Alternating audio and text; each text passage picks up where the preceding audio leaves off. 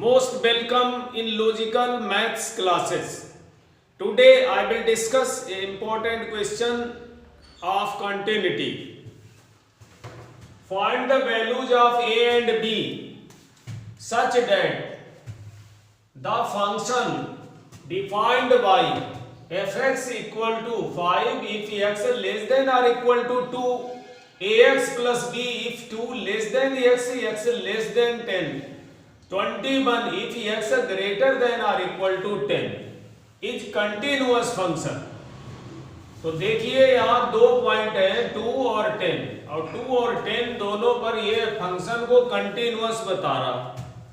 तो सबसे पहले लेफ्ट हैंड लिमिट देखिए, left hand limit x tends to 2 minus fx, limit x tends to 2 minus, ये छोटा माइनस लगाते हैं ये बताता है कि 2 के लेफ्ट हैंड साइड पर और 2 प्लस 2 के राइट हैंड साइड पर। अगर लेफ्ट हैंड लिमिट और राइट हैंड लिमिट दोनों इक्वल हुई तो फंक्शन कंटिन्यूअस हो जाएगा और नहीं तो फिर डिसकंटिन्यूअस। तो यहां पर fx की वो वैल्यू लिखनी है जहां x लेस देन 2 हो, लेस देन 2। तो यहाँ लेस देन 2 के लिए 5 आ गया। अब 5 में तो लिमिट यूज नहीं होगी क्योंकि आपको x की प्लेस पर 2 रखना है, x तो है नहीं तो ये तो 5 ही बना रहा। अब राइट हैंड लिमिट देखिए, राइट हैंड लिमिट में क्या है, लिमिट x टेंड्स टू 2 और ये हमारा प्लस है fx, limit x tends to 2 plus और fx में हमें वो लिमिट लिखनी जहां x ग्रेटर देन 2 हो। ये उल्टा लिखा हुआ है, 2 लेस देन x तो x ग्रेटर देन 2 ये चीज। और यहां है ax प्लस b। अब आप जब x की जगह 2 रखोगे तो a इंटू 2 प्लस b हो जाएगी या फिर 2a प्लस b हो जाएगी। ठीक है, अब ये बोल रहा है, कह रहा है कि fx जो है वो कंटिन्यूअस है तो 2 पर भी कंटिन्यूअस होगा तो फिर क्या करना है, इन दोनों को इक्वल लिख देना है, यानी कि fx जो है वो is continuous at x equal to 2। सभी पॉइंट पर कंटिन्यूअस है, दोनों पर, 2 पर और 10 पर। तो इसका मतलब क्या हो गया, ये इक्वल हो गए तो 2a plus b equal to 5 हो गया। ये हमारी एक इक्वेशन बन गई, इक्वेशन फर्स्ट। अब हम दूसरा वाला पॉइंट देखेंगे। ये हमने किसके लिए देखा, x इक्वल टू 2 के लिए देखा और अब x इक्वल टू 10 के लिए देखते हैं। x इक्वल टू 10 तो 10 यहां लिख दीजिए 10 और अब यहां भी 10 और लेफ्ट हैंड लिमिट लिखनी है x less than 10, less than 10 और लेस देन 10 कौन सी, ax प्लस b है। क्या है, ax प्लस b। अब यहां क्या करना है, तुम्हें x के प्लेस पर 10 रखना है तो ये आपका a इंटू 10 प्लस b हो जाएगा या फिर आप इसे 10a प्लस b बोल सकते हो।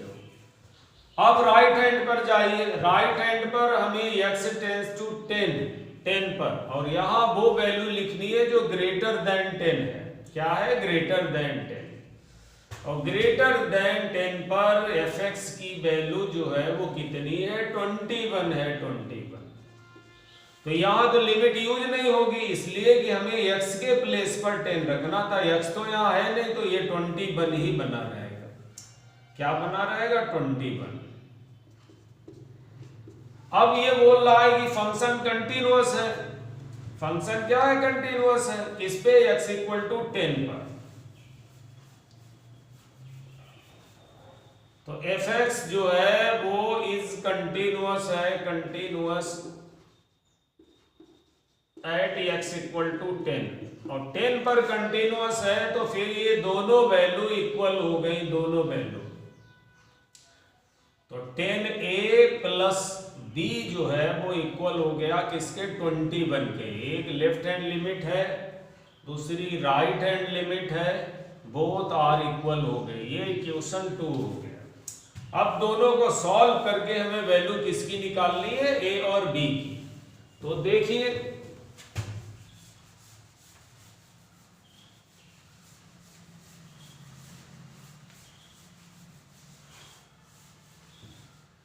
आपका लिखा है 10a plus B equal to 21, ये इक्वेशन 2 है, और दूसरा है 2a plus B equal to 5। Subtract कर दीजिए, माइनस माइनस माइनस ये कैंसिल हो गया, 8a आपका और ये 16 हो गया। तो a हमारा कितना हो गया, 16/8, 8 2 जा 16, तो a 2 हो गया। और a 2 हो गया तो अब अगर आप 2a प्लस b में a की वैल्यू रख दें तो यहां a की जगह 2 रखना है, 2 2 जा 4 हो गया। तो ये हमारा हो गया b इक्वल टू 5 माइनस 4 और ये हमारा 1 हो गया। तो यही आपका आंसर है, a इक्वल टू 2 है और b इक्वल टू 1 है। ये था क्वेश्चन। अब एक और क्वेश्चन देखिए,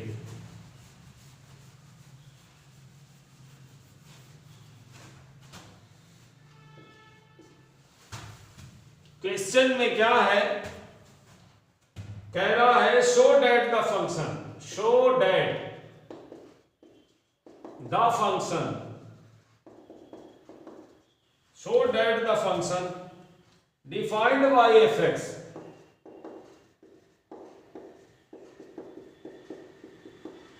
cos x mod cos x is continuous function।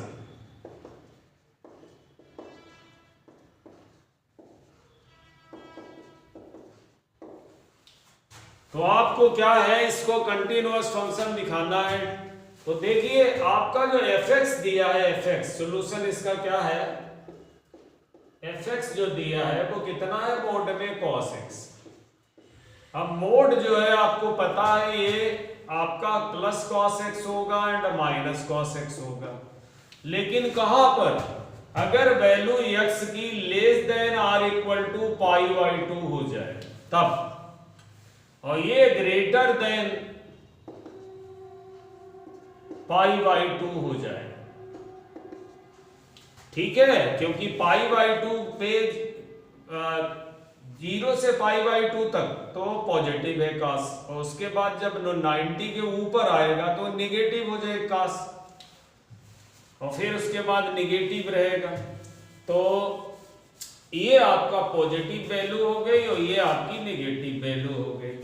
तो आप चेक कर लो, left hand limit, limit x tends to π/2 और यहाँ एक छोटा माइनस लगा लेना f(x), और यहां लिमिट लिखना x टेंड्स टू π/2, माइनस बताता है π/2 से हम लेफ्ट हैंड साइड पर हैं, पहले है, तो π/2 से पहले वाली वैल्यू जो है वो पॉजिटिव वैल्यू है।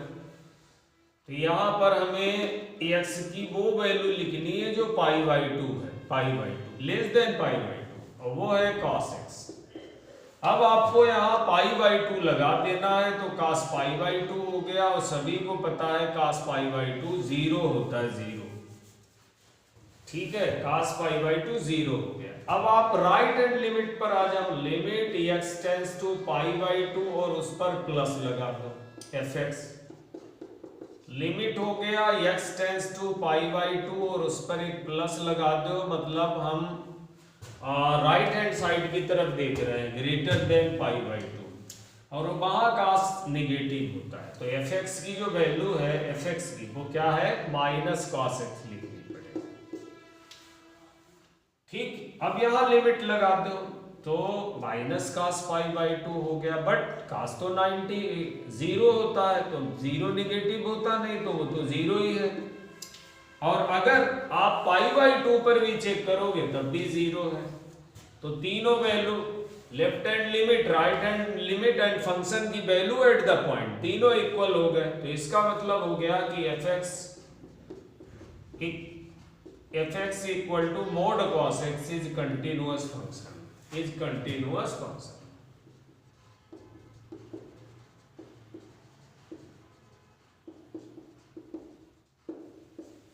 तो ये था आपका क्वेश्चन। उम्मीद है आपके समझ में आ गया होगा। वीडियो अगर अच्छा लगे तो इसे लाइक और शेयर करें और मेरे चैनल को सब्सक्राइब करें। Okay, thank you.